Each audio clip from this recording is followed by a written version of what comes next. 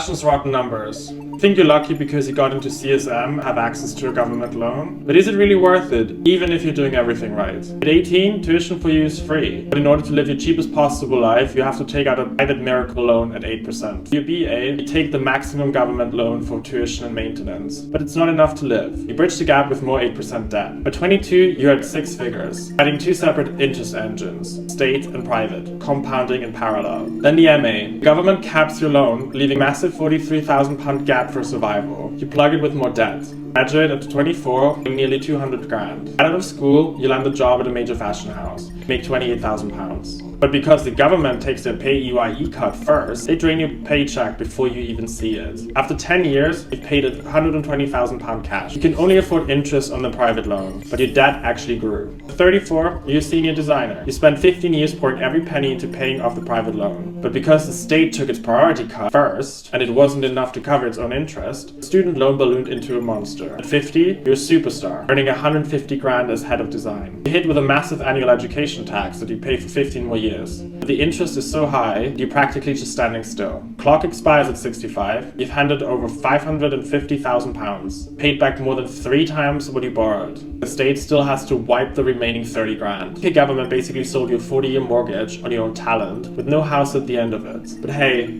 with an amazing career like this, CSM better ask you to hold an inspirational talk.